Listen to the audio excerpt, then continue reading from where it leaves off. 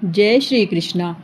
अश्विन कृष्ण पक्ष की एकादशी और ऊपर से पितृ पक्ष में पड़ने वाली एकादशी को इंदिरा एकादशी कहते हैं। भगवान श्री कृष्ण ने समम पदम पुराण में महाराज युधिष्ठिर से कहा है कि हे राजन, ये एकादशी पूर्वजों की मुक्ति के लिए अत्यंत फलदायी है और जो व्यक्ति इस एकादशी का पालन करता है वह न ही स्वयं के लिए पुण्य अर्जित करता है बल्कि अपने पूर्वजों की मुक्ति का रास्ता भी खोलता है। इसलिए इस एकादशी को पितृ उद्धारणी एकादशी भी कहते हैं।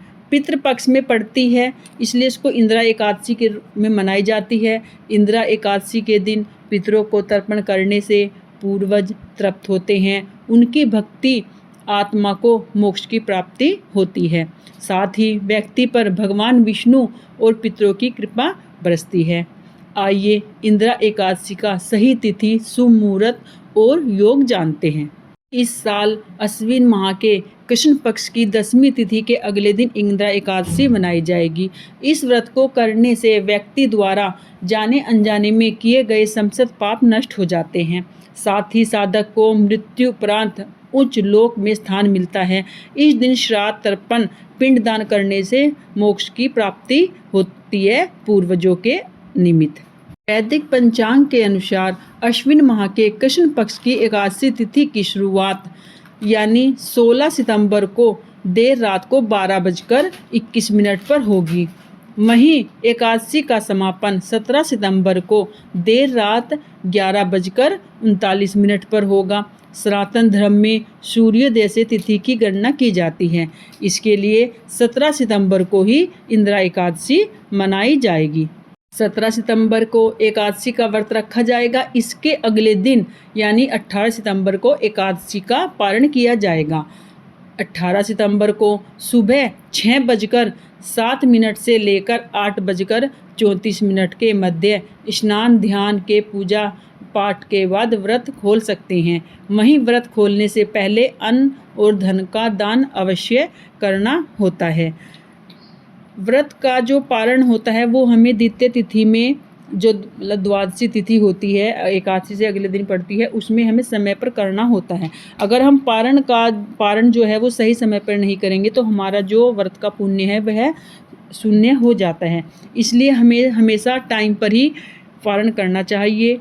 और व्रत खोलने से पहले आप खाना बनाएं। खाना उस दिन आप पहले ब्राह्मण भोज निकाल लें। अगर आप उस दिन पूरा खाना बनाकर नहीं दे सकते हैं तो आप सूखा सामान भी निकाल सकते हैं, चावल, आटा, दाल, चीनी, और उसमें कुछ दक्षिणा रखें, क्योंकि दक्षिणा अवश्य रखनी पड़ती है। बिना दक्षिणा के हमारा जो हम दान करते हैं यानी जो हम ब्राह्मण भोज निकालते हैं वह पूर्ण नहीं होता है। अगर हमारे भोज में कुछ भी त्रुटि है, कुछ भी कमी है, तो दक्षिणा है उस चीज़ को पूरा करती है। इसलिए हमें पहले ब्राह्मण भोज निकालना चाहिए, उसके बाद हमें व्रत का पारण करना चाहिए।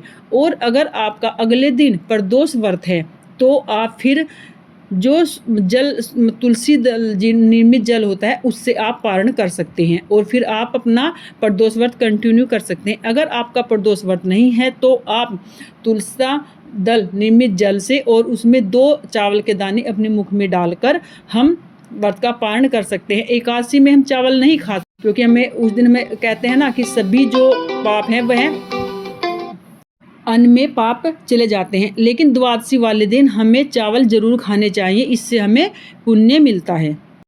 इस दिन सूर्य उदय का टाइम सुबह 6:07 पर है। सूर्यास्त शाम को 6:24 पर होगा।